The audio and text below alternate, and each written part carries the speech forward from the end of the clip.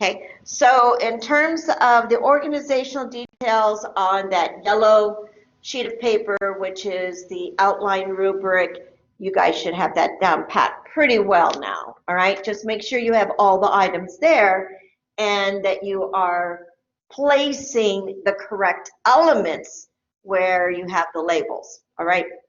But today I want to really hone in on the attribution process again. I know we've talked about it, but I still want to make sure we're all good at it. And then we're going to talk about the part of your speech that is the longest, the biggest, okay? And that's going to be the actual details of your own personal story, okay? So we're going to talk about that. I have an activity that kind of gets you in the mood for recognizing how to do those details through descriptors. So let's start off with attributions as a reminder. All right, you have a minimum of 1 that's required, but that will only get you 3 out of 4 points. If you want all 4 points, then you need to have 2 sources for this speech, all right? Now, an attribution is really giving credit to the source of the information, all right? So you want to let everybody in your audience know that you consulted some experts to help you be informed to deliver the speech.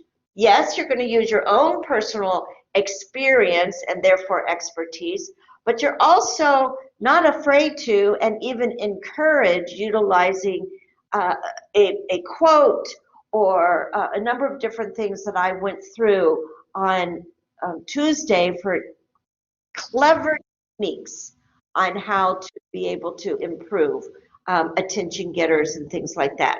So an attribution has 3 parts: the who, the where, and the when. All right? The first time in any speech that you refer to one source, you must provide all 3 elements. Now, after that, you don't have to do all 3, not after the first time. So if you refer to the Aesop fable down in the conclusion of your speech, you don't have to say where you found it, when you got it, all that stuff again. All you have to then say is the who, which will be Aesop, all right? So keep that in mind, that this is not to be extremely tedious. This is to give credit where credit is due one time, and then it's easy to just go back and refer to that source throughout your speech, okay? All right, so here is a formula that we recommend. Now, I'm going to give you some words to use, and you can change them however you want, but it's a formula. And if you've got all the elements of the formula, you'll be fine, all right? So it starts with according to, all right? And that's literally where you're going to now fill in the blank. It's a formula. In, and you fill in the blank, all right? And then here, you fill in the blank, and then you have your ellipsis, which is what you're going to actually quote or refer to of what the person has said, all right? So let's look at what goes in those blanks. According to is going to be either a person or an entity. But whatever it is, it's the author. So if you are talking about information that you got from the American Heart Association, then they are the author but they are an entity, they are an organization. And so you can say, according to the American Heart Association, or you could say, according to Dr. Philip Jones, all right, of the American Heart Association, okay? You can even do both. And the N simply means the publication. This is the where, all right? So you did the who, now we're doing the where. So this is going to be a publication, or in today's world, a website. Do not say www dot dot. Don't, no, and don't say HTTPS backslash backslash. No, you don't ever say any of that kind of stuff. You don't give the email address or the website address. That's not what we're talking about. For here, we would say the name of the publication, such as the New York Times or CNN Radio or PBS or whatever it is. And then you would say, you know, where did you get it from? Was it a periodical in a database? Was it the website? So according to the American Heart Association, on their website, that's all you have to say.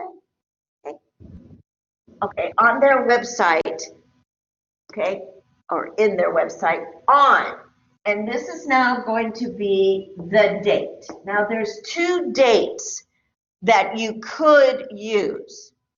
You could use the publication date, all right, which I'll talk about in a moment, or you can use the access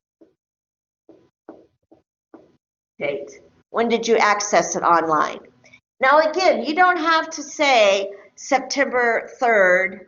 You can say a couple weeks ago. That's it. Because during the Q&A session, if your audience wants to know more specifics, you've got that in your works cited, your references. So you can always go back and pull that information out in more detail. But to make it conversational, you're going to say, so according to the American Heart Association, on their website that I accessed last week. That's it, right?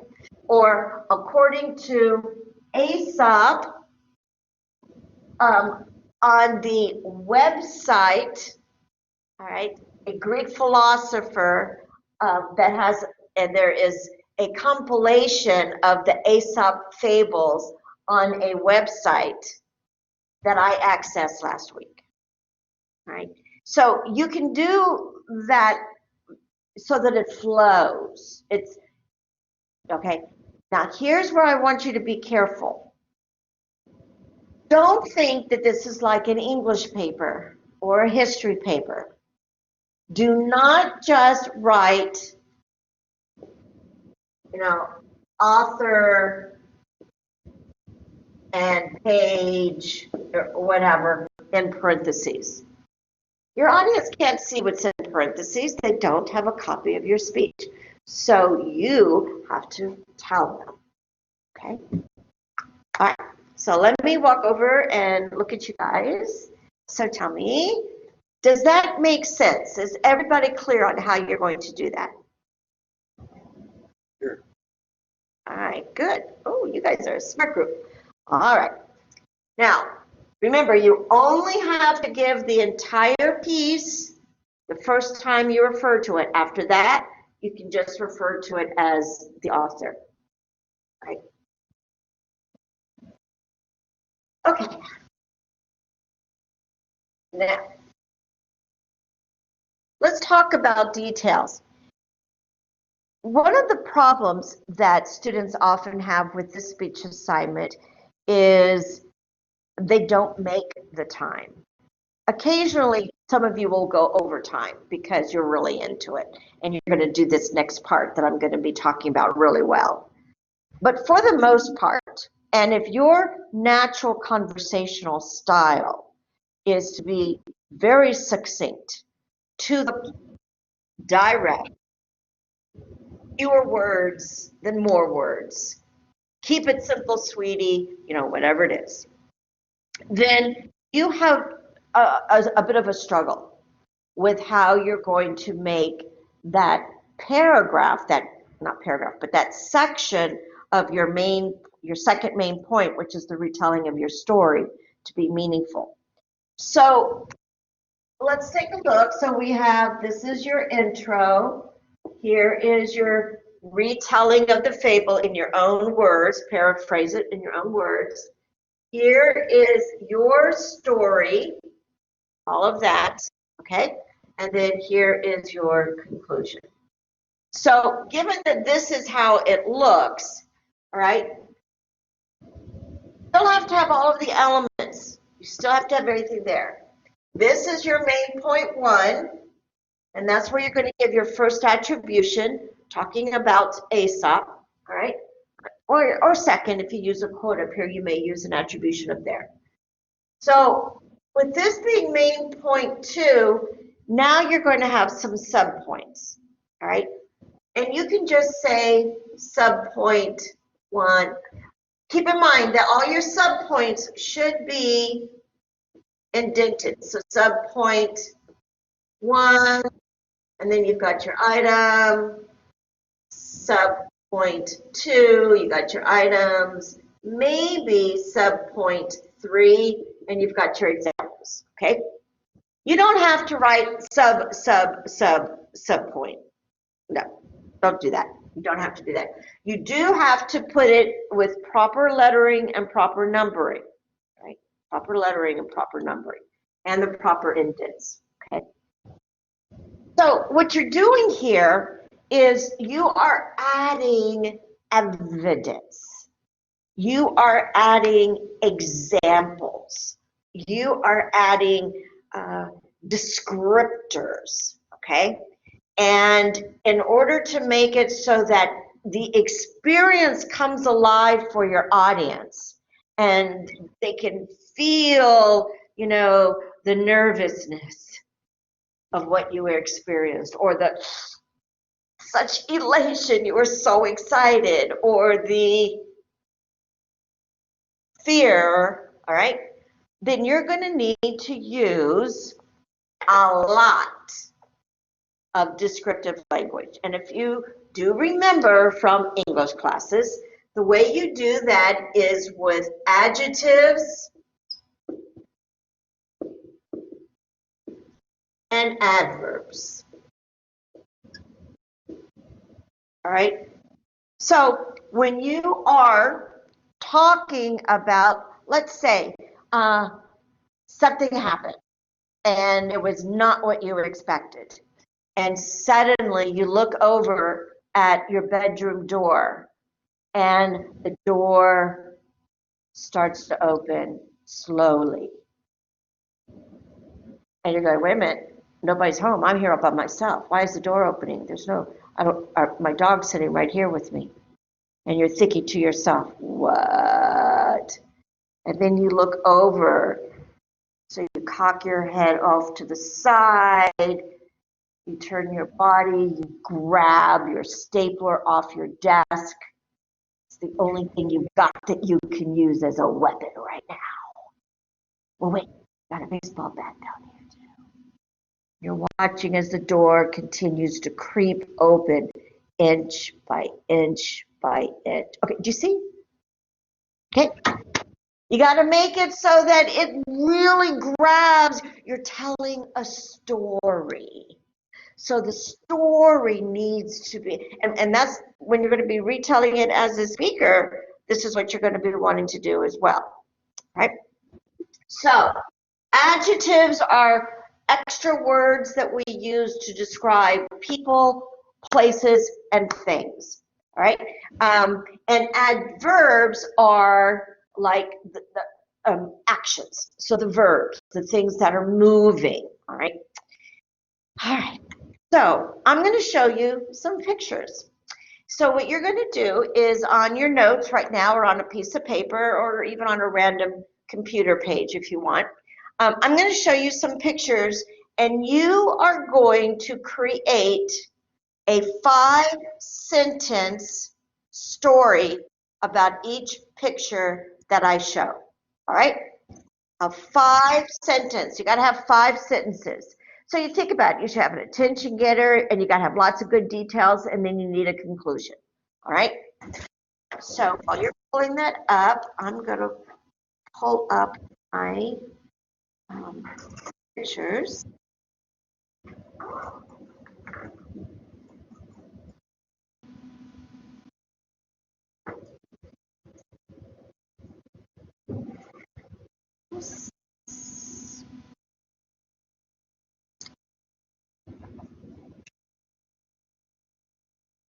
Can everybody see that picture? I can't see your heads. So can somebody say yes? Good. Is it large enough, or do you want me to make it bigger? Is that better? Good. All right, here we go. All right, so would somebody like to turn one bank of lights off on the wall, please, to make it a little bit darker so that you can really see? One bank. All right, that should help a little bit. Okay, now this is a picture. I am going to give you about 2 minutes to write your story, okay? Something to grab their attention, some examples, and then a quick conclusion, all right? Just a quick story about what you see here. So go ahead and start writing.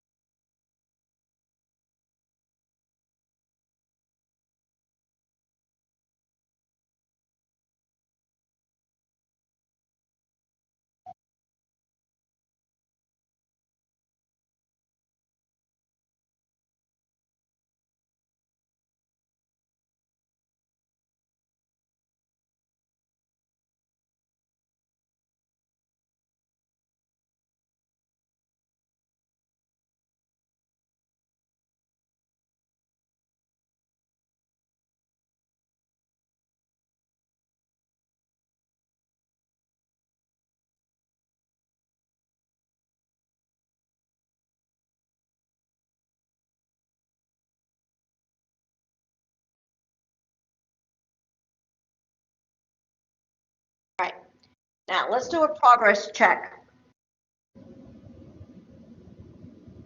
Let's see you. By a show of hands, how many of you have at least 3 colors in your description? 3 colors. Okay, how many of you have 4 colors? All right, so, oh, good. All right, so we have somebody who has even more colors. Okay, now another progress check. How many of you have more than one object that you are talking about? Okay, good. How many of you, show of hands, have more than 2 objects? All right, how many of you have more than 3 objects? 2 of you got more than 3. Excellent. Okay, good. How many of you look at your paragraph, at what you wrote so far? How many of you have a feeling, some type of an emotion or feeling that's being communicated? Oh, good. Okay. Can somebody shout out what the feeling is? Satisfaction. Satisfaction. All right. What is another feeling that somebody has? Relax. Relax. All right. Yeah.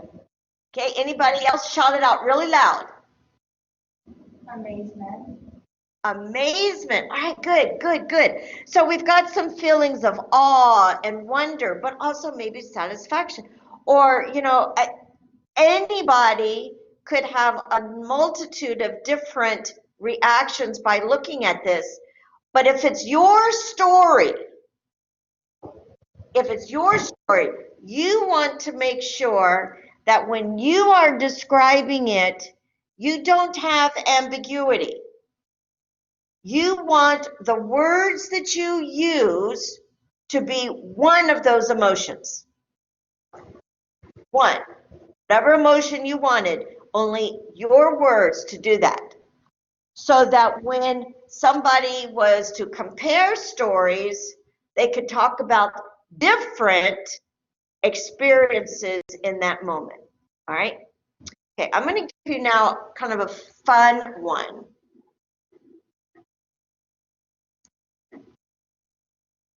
All right, so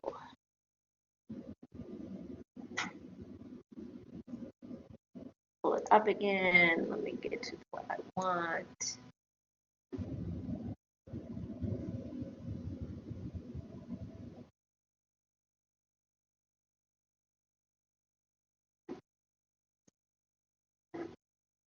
Oh, it's showing one.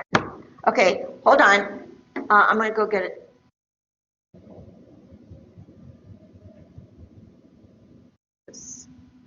Oh, bummer. All right, I'm going to describe this one to you. Okay, so I'll just make this go away. Okay, so I want you to, I'm going to just kind of stick figure draw it, all right? And then you're going to make a story, and I'm going to give you 3 minutes for this story, all right? So 3 minutes for this one. Imagine that you are looking at a scene, and there's a street, and in the background is a charred kind of house with flames. Okay, I'm not an artist. With flames coming up. And right here is a fire truck, all right? And all this kind of mess and ashes. And right here is a close-up picture of a little girl.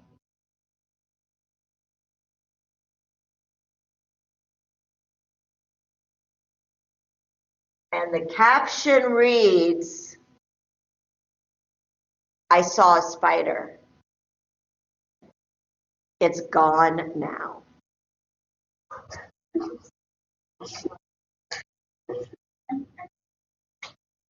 I question this girl's life.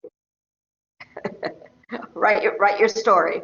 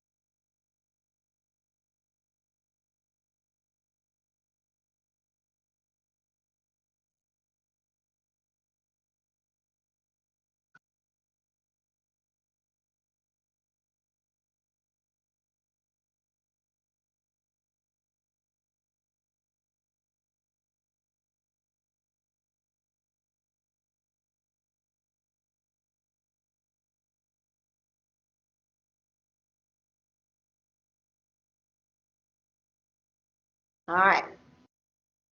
Good. Okay. So let's do this now.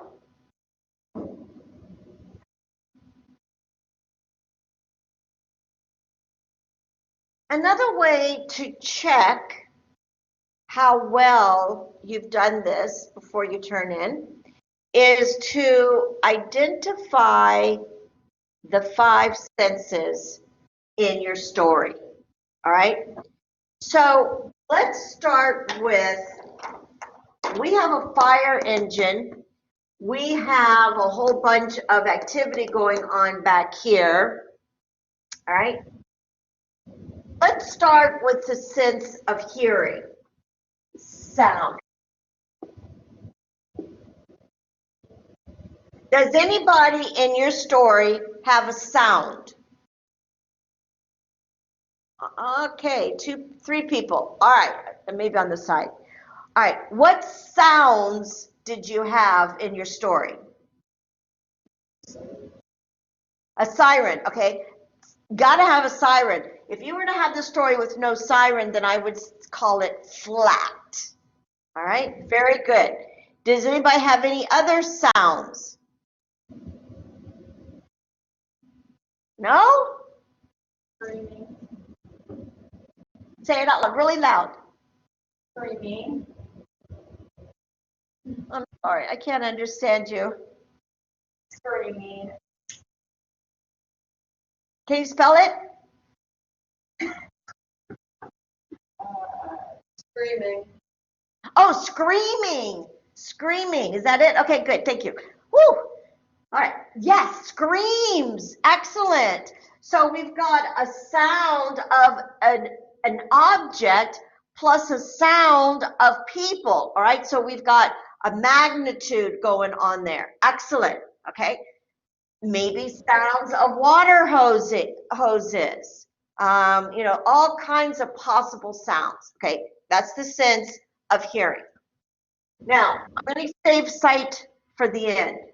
What about touch? Does anybody have the sense of touch in there, in your story? Raise your hand if you have at least one sensation. Okay? Is it going to be cold or hot standing by a fire?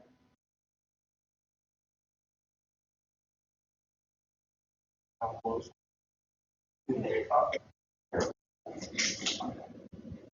It's right there. That's not too far away. So you're gonna want to talk about the heat radiates off of the house onto the blacktop in this hot summer afternoon, causing the temperature to rise. Okay, you see? Right. So yes, so touch, even though it's heat, all right, you're not physically touching necessarily, that would be, the oppressive air, and that kind of thing, which takes me to the next one. What about smell? Does anybody have smell in there? Okay, good. One person has smell, 2 smell. All right. So what are they smelling? Okay, yeah, and so all of that's going on, and you may even, pull out the smell of something that's really gross, like rubber. All right, so maybe there's a child's little tricycle with the rubber tire that's starting to melt, and you can smell that horrible, sort of sulfur smell coming from that little child's cute little tricycle. Okay, all right, smell. So, taste. Any taste? Oh, yeah, I see a hand, but I don't see a body. All right, so body to go with the hand. What's the taste? I made an analogy that involves thirst. Oh, good. Absolutely. So thirsty, the dryness, the ashes, all of that stuff in the atmosphere is going to make people want to drink some water kind of thing. Yes? Excellent. All right. So we have taste. Good, good, good, good. All right. Now the last one, of course, is going to be sight. All right. And this is where we really want to get into, as we did with the first picture, color, texture. And texture can also relate to touch. All right. There's, all these things, when you build them into your story, your audience is going to be closer to being in your shoes and experiencing what you experienced in that moment. Okay. In those stories. Okay. That's all I got for you today. Do you have any questions?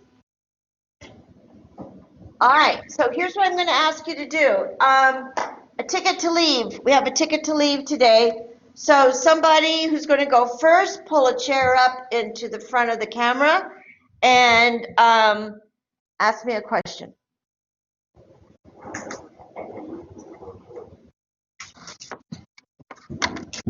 Oh, I love people who jump up fast first. Okay. All right, so for module 2, the Fable thing, when is that due? Because I see like a bunch of assignments on there, but I'm just kind of confused on which one. Okay, well, the fable is this speech. So remember, you have to call dibs on the fable that you want to use so nobody else uses it. And so I actually wrote that down. So if I had no response to that, that means I'm okay to use that, or Well, if you read all the others and saw that nobody else had it, then yes. And so once you've got yours, then nobody else can take it. And that's it. That's all you got to do. It's just make sure it's all yours. Good. Thank you. How many sources do we need for this speech? 2. Two. 2 would be great.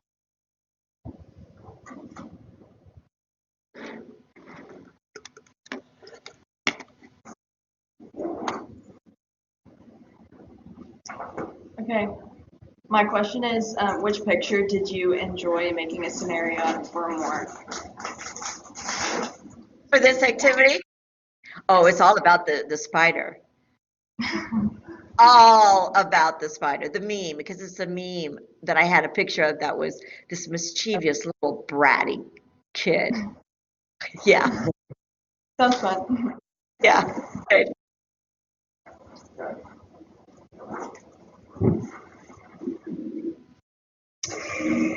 Basically, all my questions have been answered, but what advice do you have for us for this upcoming speech? Don't read it word for word, especially because this is your story. You know this story like the back of your hand. It's your life. So when you are retelling the fable, keep it short, keep it simple, get right down through it, and then really get into your story and relive it. But don't read. Okay, Sounds good. Thank you. you're welcome. When we call dibs on the speech on the website, we can't see what others already called dibs on. We can only like submit what we have. So how are we supposed to know what others have already claimed? Oh, that's awful. That's my mistake. That is so, oh, I should have done it as a forum instead of an assignment. Thank you for that question. What I'm going to do is I will go in today and check them and get back to anybody that may have a duplicate. You know what? We're just going to go for it. Do your best. Do your best because it's too late to change it. And just do your best. Okay. It's my Thank mistake. you. Totally my mistake. I apologize. Thank you for your question. I was standing up. Are you the person who had the water? Maybe. I liked it. Oh, thank you. Let's see. What is your favorite color and why? What is my favorite color and why? It's actually yellow. The gentleman in the back's wearing a yellow. I love yellow. It's because it's sunshine. It's a really good reason. Thank you. Thank you.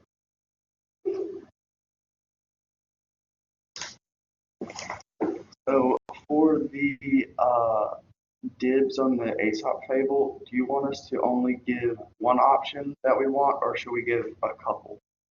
If you could do a couple, that's even better. But Okay. if you've got, but if I would put them in order, so the top one is the one you want the most. That's Okay. good. That'll work. All right, thank You're welcome.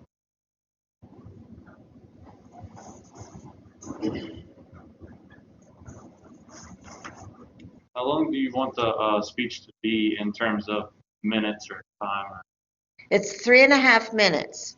So a minimum of 3, no more than 3.5. All right. Okay. You've got wiggle room of 15 seconds. Okay, thank you. You're welcome.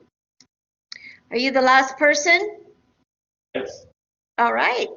You guys have a good day. Good.